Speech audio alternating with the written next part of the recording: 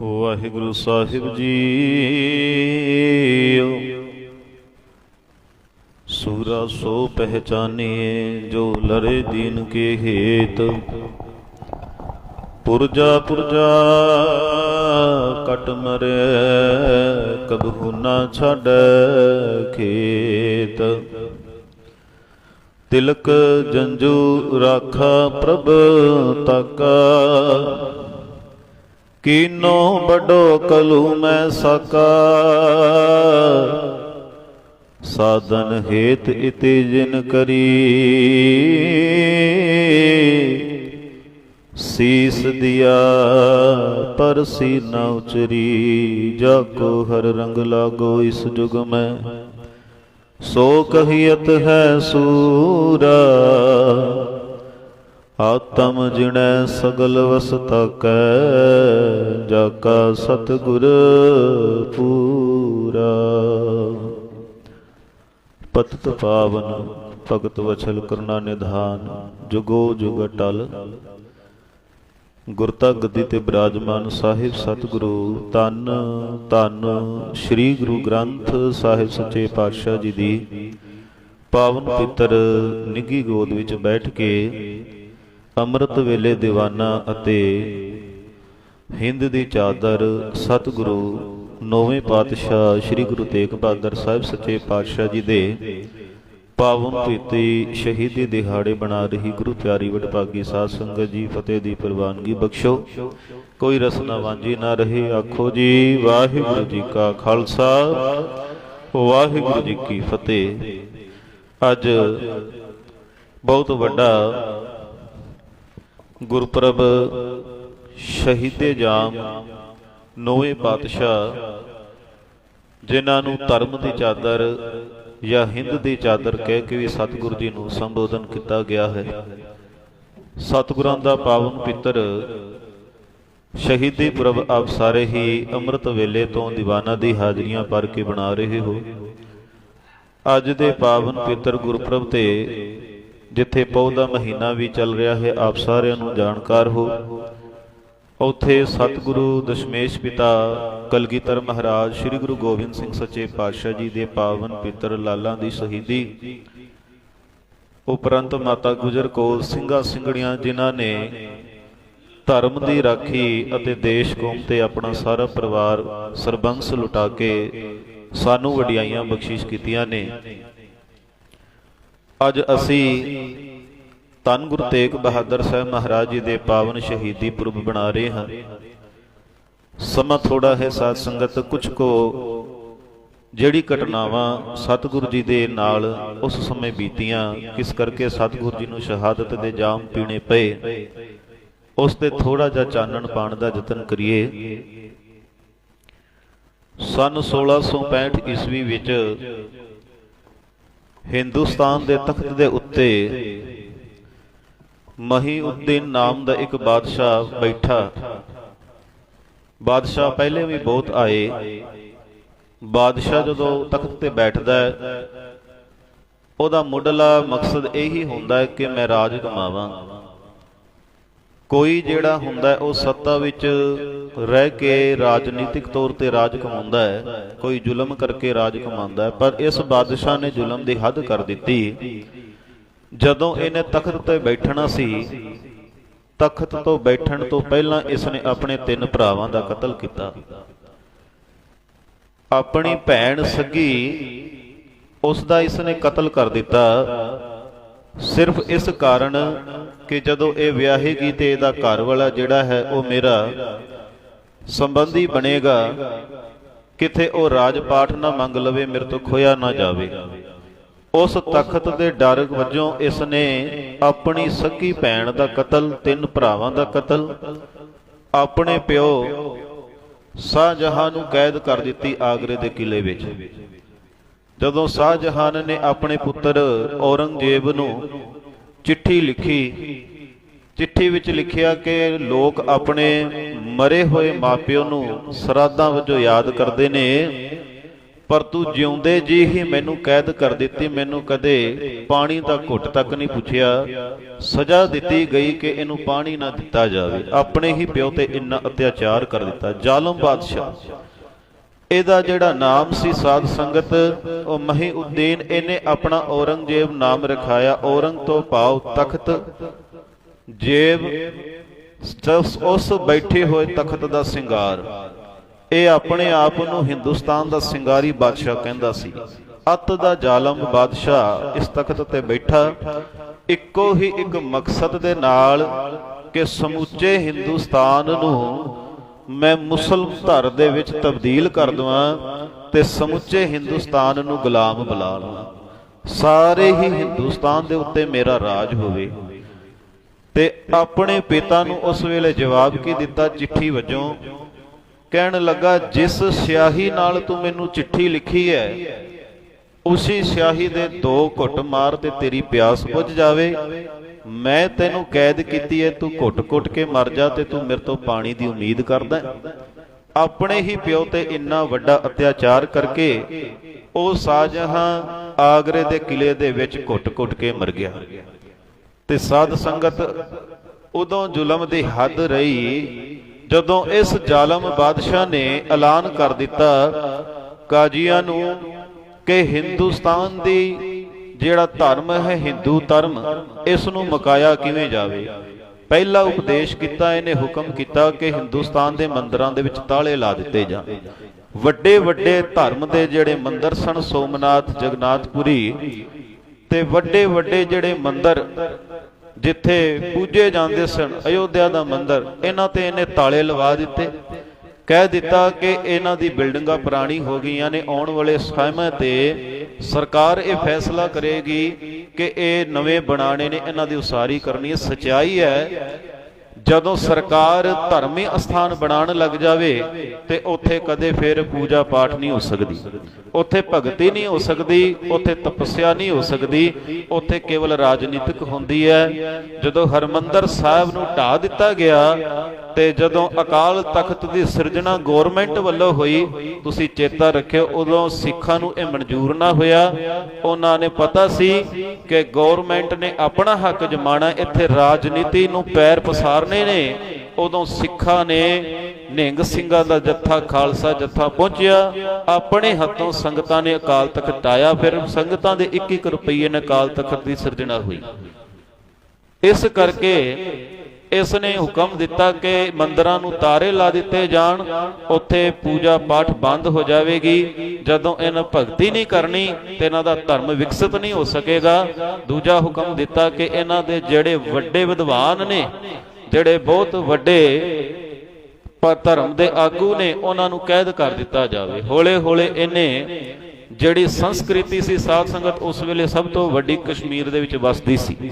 ਵੱਡੇ ਵੱਡੇ ਪੰਡਤ ਮਹਾਪੁਰਸ਼ ਉੱਤੇ ਬੈਠੇ ਸੀ। ਇਹਨਾਂ ਨੇ ਕੱਛ ਤੋਂ ਲੈ ਕੇ ਕਸ਼ਮੀਰ ਤੱਕ ਆਪਣੇ ਸੈਨਿਕ ਭੇਜ ਕੇ ਉਹਨਾਂ ਨੂੰ ਕੈਦ ਕਰਨਾ ਸ਼ੁਰੂ ਕਰ ਦਿੱਤਾ। ਹਾਹਾਕਾਰ ਮਚ ਗਈ ਸਾਰੇ ਪਾਸੇ ਜਦੋਂ ਕਸ਼ਮੀਰੀ ਪੰਡਤ, ਜਿਨ੍ਹਾਂ ਨੂੰ ਬਹੁਤ ਉੱਚ ਕੋਟੀ ਦਾ ਵਿਦਵਾਨ ਕਿਹਾ ਜਾਂਦਾ ਸੀ, ਉਹਨਾਂ ਨੂੰ ਜਦੋਂ ਕੈਦ ਕਰਨ ਲੱਗੇ, ਜਦੋਂ ਉਹਨਾਂ ਨੂੰ ਹੁਕਮ ਕਰ ਦਿੱਤਾ ਜਾਂ ਤੇ ਤੁਸੀਂ ਮੁਸਲਮਾਨ ਬਣੋ ਜਾਂ ਔਰੰਗਜ਼ੇਬ ਦੇ ਅੱਗੇ ਸ਼ੀਸ਼ ਝੁਕਾ ਦਿਓ, ਆਪਣਾ ਧਰਮ ਛੱਡ ਦਿਓ, ਉਹਨਾਂ ਦੇ ਹਾਹਾਕਾਰ ਮਚ ਗਈ। ਉਦੋਂ ਇੱਕੋ ਇੱਕ ਉਹਨਾਂ ਦੇ ਕੋਲ ਹੀਲਾ ਬਚਿਆ। ਕਿਸੇ ਨੇ ਕਿਹਾ ਕਿ ਜੇ ਧਰਮ ਬਚਾਉਣਾ ਹੈ ਤੇ ਤੁਸੀਂ ਗੁਰੂ ਨਾਨਕ ਦੀ ਗੱਦੀ ਦੇ ਅੱਗੇ ਅਰਦਾਸ ਕਰੋ। ਜੇ ਗੁਰੂ ਨਾਨਕ ਦੀ ਗੱਦੀ ਅੱਗੇ ਅਰਦਾਸ ਕਰੋ ਤੁਹਾਡਾ ਧਰਮ ਬਚ ਸਕਦਾ, ਨਹੀਂ ਤੇ ਤੁਹਾਨੂੰ ਮੁਸਲਮਾਨ ਹੋਣ ਤੋਂ ਕੋਈ ਨਹੀਂ ਰੋਕ ਸਕਦਾ। ਹੁਕਮ ਕੀਤਾ ਜਾਂ ਤੇ ਇਹਨਾਂ ਦਾ ਧਰਮ ਤਬਦੀਲ ਕਰੋ, ਲਾਲਚ ਦਿਓ, ਲਾਲਚ ਤੋਂ ਨਹੀਂ ਮੰਨਦੇ ਤੇ ਕਤਲ ਕਰ ਦਿਓ। ਦੋ ਹੀ ਇਹ ਹੁਕਮ ਸੀ। ਤੇ ਮੰਨਣ ਤੋਂ ਭਾਵ ਕਈ ਐਸੇ ਪੰਡਤ ਜਿਹੜੇ ਲਾਲਚਵਸ ਵੀ ਹੋਏ ਤੇ ਕਈ ਐਸੇ ਸੀ ਜਿਹੜੇ ਜ਼ੁਲਮ ਦੇ ਅੱਗੇ ਟਿਕ ਨਾ ਸਕੇ। ਹਾਰ ਕੇ ਇਹ ਕਸ਼ਮੀਰੀ ਪੰਡਤਾਂ ਦਾ ਜੱਥਾ ਆਨੰਦਪੁਰ ਵੱਲ ਤੁਰਿਆ। ਉਦੋਂ ਗੁਰੂ ਤੇਗ ਬਹਾਦਰ ਸਾਹਿਬ ਮਹਾਰਾਜ 9ਵੇਂ ਪਾਤਸ਼ਾਹ ਗੁਰਤਾ ਗੱਦੀ ਤੇ ਬਿਰਾਜਮਾਨ ਸਨ। ਜਦੋਂ ਪੁੱਛਿਆ ਕਿ ਗੁਰਤਾ ਗੱਦੀ ਤੇ ਕੌਣ ਬਿਰਾਜਮਾਨ ਹੈ ਤੇ ਸਾਧ ਸੰਗਤ, ਉਦੋਂ ਧੰਨ ਗੁਰੂ ਤੇਗ ਬਹਾਦਰ ਸਾਹਿਬ ਮਹਾਰਾਜ ਜੀ ਦੇ ਸ਼ਰਨ ਦੇ ਵਿੱਚ ਕਸ਼ਮੀਰੀ ਪੰਡਤ ਕਿਰਪਾ ਚੰਦ ਦੇ ਜਿਹੜੇ ਆਗੂ ਸਨ ਪੰਡਤਾਂ ਦੇ, ਉਹ ਸਤਿਗੁਰੂ ਜੀ ਦੇ ਚਰਨਾਂ ਵਿੱਚ ਫਰਿਆਦ ਕਰਨ ਲੱਗੇ ਕਹਿਣ ਲੱਗੇ ਸਾਡਾ ਧਰਮ ਮੁਸੀਬਤ ਦੇ ਵਿੱਚ ਹੈ। ਅਸੀਂ ਆਪਣੇ ਦੇਵੀ ਦੇਵਤੇ ਇਸ਼ਟ ਨੂੰ ਯਾਦ ਕੀਤਾ ਕਿ ਸਾਡੇ ਧਰਮ ਦੀ ਕੋਈ ਰਾਖੀ ਕਰੇ, ਅਗਵਾਈ ਕਰੇ, ਪਰ ਸਾਨੂੰ ਧਰਮ ਸੰਕਟ ਵਿੱਚ ਨਜ਼ਰ ਆਉਂਦਾ, ਕੋਈ ਬਚਾਉਣ ਵਾਲਾ ਨਹੀਂ। ਜੇ ਤਿਲਕ ਜੰਝੂ ਨਾ ਰਿਹਾ ਤੇ ਸਾਡਾ ਧਰਮ ਨਹੀਂ ਰਵੇਗਾ। ਮੰਦਰਾਂ ਨੂੰ ਤਾਲੇ ਲਾ ਦਿੱਤਾ ਨੇ। ਐਸਾ ਜ਼ਾਲਮ ਬਾਦਸ਼ਾਹ ਕਿ ਉਹ ਜ਼ੁਲਮ ਦੀ ਉਹਨੇ ਅੱਤ ਕਰ ਦਿੱਤੀ ਹੈ। ਹੁਣ ਸਾਨੂੰ ਤੁਹਾਡੇ ਚਰਨਾਂ ਦੇ ਵਿੱਚ ਅਰਦਾਸ ਕਰਨ ਤੋਂ ਇਲਾਵਾ ਕੋਈ ਦੂਜਾ ਚਾਰਾ ਨਹੀਂ। ਤੇ ਸਾਧ ਸੰਗਤ ਚੇਤਾ ਕਰਿਓ, ਜਿਸ ਕੌਮ ਦੇ ਵਿੱਚ ਸ਼ਹੀਦ ਨਾ ਹੋਣ ਉਹ ਕੌਮਾਂ ਜਿਹੜੀਆਂ ਨੇ ਦੁਨੀਆ ਦੇ ਨਕਸ਼ੇ ਤੋਂ ਮਿਟ ਜਾਂਦੀਆਂ। ਤੁਸੀਂ ਧਿਆਨ ਮਾਰ ਕੇ ਰੱਖੋ, ਇਸੇ ਦੇਸ਼ ਦੇ ਵਿੱਚ ਕਦੇ ਬੋਧੀਆਂ ਦਾ ਰਾਜ ਹੁੰਦਾ ਸੀ। ਅਸ਼ੋਕਾ ਸਮਰਾਟ ਇਸ ਦੇਸ਼ ਦੇ ਵਿੱਚ ਰਾਜ ਕਰਦਾ ਸੀ, ਪਰ ਦੁਨੀਆ ਦੇ ਨਕਸ਼ੇ ਤੋਂ ਬੋਧੀਆਂ ਦਾ ਨਾਮ ਸਿੰਗੁਣਕ ਰਹਿ ਗਿਆ। ਕਿਉਂ? ਉਸ ਕੌਮ ਵਿੱਚ ਸ਼ਹੀਦੀਆਂ ਦੇਣ ਵਾਲਾ ਕੋਈ ਨਹੀਂ ਰਿਹਾ। ਜੇ ਸ਼ਹਾਦਤ ਦਾ ਇਤਿਹਾਸ ਪੜੋ ਤਾਂ ਕੇਵਲ ਤੇ ਕੇਵਲ ਸਿੱਖ ਕੌਮ ਹੀ ਇੱਕ ਐਸੀ ਹੈ 550 ਸਾਲਾਂ ਵਿੱਚ ਬਹੁਤ ਵੱਡੀ ਤਰੱਕੀ ਕੀਤੀ। ਇਹ ਤਰੱਕੀ ਆਪਣੇ ਕਰਕੇ ਨਹੀਂ, ਇਹ ਗੁਰੂ ਗੋਬਿੰਦ ਸਿੰਘ ਮਹਾਰਾਜ ਜੀ ਦੀ ਕੁਰਬਾਨੀਆਂ ਕਰਕੇ, ਗੁਰੂ ਤੇਗ ਬਹਾਦਰ ਸਾਹਿਬ ਮਹਾਰਾਜ ਜੀ ਦੀ ਸ਼ਹੀਦੀ ਕਰਕੇ ਹੈ। ਸਤਿਗੁਰਾਂ ਨੇ ਸ਼ਹੀਦੀ ਤੇ ਸ਼ਹਾਦਤ ਹੀ ਨਹੀਂ ਵੱਡੀ ਦਿੱਤੀਆਂ ਤੇ ਜਾਮ ਸ਼ਹਾਦਤ ਤੇ ਐ ਪੀਤੇ। ਸਿੱਖਾਂ ਦੇ ਅੰਦਰ ਉਹ ਜੁਰਤ ਪੈਦਾ ਹੋਈ ਕਿ ਉਹਨਾਂ ਨੇ ਦੀਨ ਨੂੰ ਕਬੂਲਣ ਤੋਂ ਇਨਕਾਰ ਕਰ ਦਿੱਤਾ। ਉਹਨਾਂ ਨੇ ਜ਼ਾਲਮ ਬਾਦਸ਼ਾਹ ਦੇ ਅੱਗੇ ਆਪਣਾ ਸੀਸ ਨਹੀਂ ਝੁਕਾਇਆ। ਤਾਂ ਹੀ ਮਹਾਰਾਜ ਨੇ ਕਿਹਾ कि चिड़ियों से मैं बाज लड़ाऊं, गिदड़ों को मैं शेर बनाऊं, तबे गोबिंद सिंह नाम कहूं। सतगुरु महाराज जी दे अगे जदों कश्मीरी पंडितां ने फरियाद की ते सतगुरु महाराज ने कहा कि हुण तुहाडे तिलक जंजू दे उत्ते गल आई है। ते एक पासा ਉਹ ਸੀ ਜਦੋਂ गुरु नानक पातशाह जी ने तिलक जंजू पहनण तो इनकार किया, उत्थे धर्म दी सतगुरु जी ने निरादरी नहीं की। ਉੱਥੇ ਸਤਿਗੁਰੂ ਜੀ ਨੇ ਹੁਕਮ ਕੀਤਾ, ਦਇਆ ਕਪਾ ਸੰਤੋਖ ਸੂਤ, ਜੰਜੂ ਕਿਹੜਾ ਪਾਣਾ ਹੈ, ਆਪਣੇ ਧਰਮ ਨੂੰ ਕਬੂਲਿਆ। ਤੇ ਅੱਜ ਉਸੇ ਧਰਮ ਦੇ ਉੱਤੇ ਜਦੋਂ ਜ਼ੁਲਮ ਹੋ ਗਿਆ, ਉਸ ਧਰਮ ਦੇ ਉੱਤੇ ਜਦੋਂ ਮੁਸੀਬਤ ਆਣ ਪਈ ਹੈ, ਤੁਸੀਂ ਸ਼ਰਨ ਵਿੱਚ ਆਏ ਹੋ। ਉਦੋਂ 9 ਸਾਲ ਦੇ ਗੋਬਿੰਦ ਰਾਏ ਧੰਨ ਗੁਰੂ ਗੋਬਿੰਦ ਸਿੰਘ ਮਹਾਰਾਜ ਆਪ ਪਿਤਾ ਨੂੰ ਕਹਿੰਦੇ ਨੇ, ਪਿਤਾ ਜੀ ਇਹਨਾਂ ਦੇ ਧਰਮ ਨੂੰ ਬਚਾਉਣ ਕਰਕੇ ਕਿਸੇ ਮਹਾਂਪੁਰਸ਼ ਦੀ ਸ਼ਹਾਦਤ ਦੇਣੀ ਪਵੇਗੀ। ਸਤਿਗੁਰੂ ਜੀ ਨੇ ਚਿੱਠੀ ਲਿਖੀ ਔਰੰਗਜ਼ੇਬ ਨੂੰ कि जे तू मैनू मुसलमान बना दिता ते समुचा हिंदू धर्म मुसलमान बनन नू तैयार है, धर्म तब्दील करन नू तैयार है। औरंगजेब ने यह गल सतगुरु जी दी मान लई कि शायद सतगुरु जी डोल जाण, पर वह नहीं जानदा कि टाकरा गुरु नानक दी गद्दी तो पिया। ओ गुरु नानक आप निरंकाल कलाधार जगमै परवरियो, जिस गुरु नानक पातशाह जी नू आप प्रतख हर पंजवें रूप दे विच कहना पिया सतगुरां नू। ਤੇ ਧੰਨ ਗੁਰੂ ਨਾਨਕ ਮਹਾਰਾਜ ਪਾਤਸ਼ਾਹ ਜੀ ਦੀ ਗੁਰਦੀ ਗੱਦੀ ਧੰਨ ਗੁਰੂ ਤੇਗ ਬਹਾਦਰ ਸਾਹਿਬ ਮਹਾਰਾਜ ਜੀ ਨੇ ਇਹ ਬਚਨ ਕਹੇ, ਸਤਿਗੁਰ ਕਹਿਆ ਬੱਚਿਓ ਤੁਸੀਂ ਘਰ ਜਾਓ, ਸਿਰ ਦੇਖ ਕੇ ਸਤ ਬਚਾਵਾਂਗਾ ਮੈਂ, ਹਿੰਦੂ ਧਰਮ ਦੇ ਬੁਝ ਰਹੇ ਦੀਵਿਆਂ ਅੰਦਰ ਲਹੂ ਆਪਣੇ ਸੀਸ ਦਾ ਪਾਵਾਂਗਾ ਮੈਂ, ਪਾਇਆ ਦੇਸ਼ ਦੀ ਜੜਾਂ ਵਿੱਚ ਲਹੂ, ਆਪਣਾ ਭਾਰਤ ਵਰਸ ਦਾ ਬਾਗ ਤਾਂ ਫਲ ਰਿਹਾ ਹੈ, ਹਿੰਦੂ ਮੰਦਰਾਂ ਦੇ ਦੀਵਿਆਂ ਦੇ ਅੰਦਰ ਤੇਲ ਅੱਜ ਵੀ ਗੁਰੂ ਤੇਗ ਬਹਾਦਰ ਸਾਹਿਬ ਮਹਾਰਾਜ ਜੀ ਦਾ ਬਲ ਰਿਹਾ। ਸਤਿਗੁਰੂ ਤੇਗ ਬਹਾਦਰ ਸਾਹਿਬ ਮਹਾਰਾਜ ਪਾਤਸ਼ਾਹ ਜੀ ਦਿੱਲੀ ਵੱਲ 5 ਸਿੱਖ ਲੈ ਕੇ ਤੁਰੇ। 5 ਸਿੱਖਾਂ ਦੇ ਵਿੱਚ ਭਾਈ ਮਤੀ ਦਾਸ, ਸਤੀ ਦਾਸ, ਦਇਆਲਾ ਜੀ ਤੇ ਸਤਿਗੁਰੂ ਮਹਾਰਾਜ ਜੀ ਦਾ ਪਾਵਨ ਪਵਿੱਤਰ ਸ਼ਹੀਦੀ ਦਿਹਾੜਾ ਬਣਾ ਰਹੇ ਹਾਂ। ਕੱਲ ਹੀ ਅਸੀਂ 3 ਸਤਿਗੁਰੂ ਜੀ ਦੇ ਮਹਾਨ ਗੁਰਸਿੱਖਾਂ ਦੀ ਸ਼ਹੀਦੀ ਵੀ ਬਣਾਈ ਹੈ।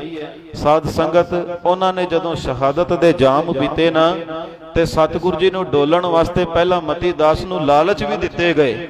ਲਾਲਚ ਕੀ ਦਿੱਤੇ ਕਿ ਤੈਨੂੰ ਲਾਹੌਰ ਦਾ ਰਾਜ ਪਾਠ ਦੇ ਦੇਵਾਂਗੇ, ਧਨ ਦੌਲਤ ਜਿਸ ਕਰਕੇ ਮਨੁੱਖ ਜਿਉਂਦਾ ਹੈ, ਜਰ ਜੋਰੂ ਜ਼ਮੀਨ ਸਭ ਕੁਝ ਦੇਵਾਂਗੇ, ਤੂੰ ਕਹਿ ਦੇ ਕਿ ਇਹ ਤੇਰਾ ਗੁਰੂ ਨਹੀਂ। ਪਰ ਗੁਰੂ का सिख नहीं डोलिया। उन्होंने ते आख्या तन मन काट काट सब अरपी विच अग्नि आप जलाई। सतगुरु जी नूं वेख के कहा तू मैनू लालच देना, तू मेरे शरीर दे 2 टोटे भी कर दे तां भी मैं अपने गुरु नूं गुरु कहण तो गुरेज नहीं कर सकदा।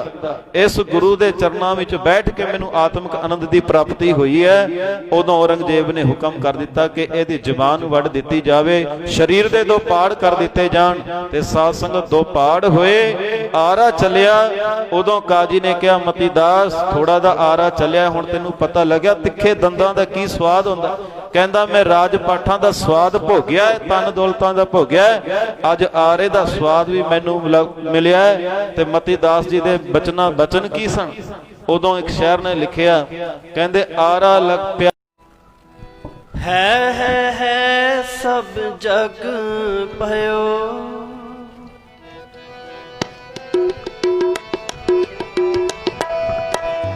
ਹੈ ਸਭ ਜਗ ਭਇਓ, ਜੈ ਜੈ ਸੁਰਲੋਕ तेग बहादुर के चलत भयो जगत का सौंप। तेग बहादुर के चलत भयो जगत का सौंप। है सब जग भयो, सब जग भयो, है सब जग भयो, है सब जग भयो। जय जय जय सुरलोक तेग बहादुर के चलत भयो जगत का भयो जगत का सौंप।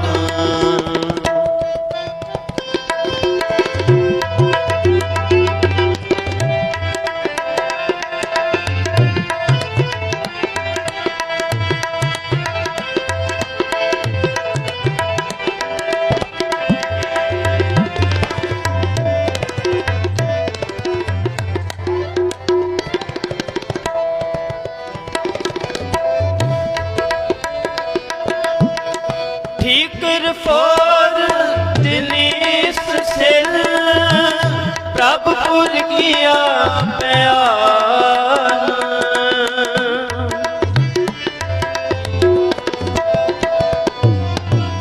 ठीकर फोर दिलीस सिर प्रभ पुर किया प्यार। तेग बहादुर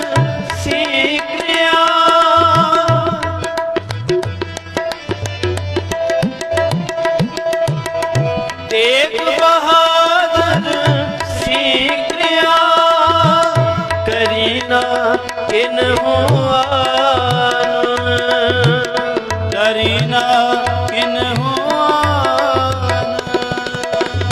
है सब जग भयो, है सब जग भयो, है सब जग भयो, है सब जग भयो। जय जय जय सुरलोक तेग बहादुर के चलत भयो जगत का सौंप। भयो जगत का सौंप। तेग बहादुर के चलत भयो जगत का सौंप। भयो जगत का सौंप। भयो जगत का सौंप।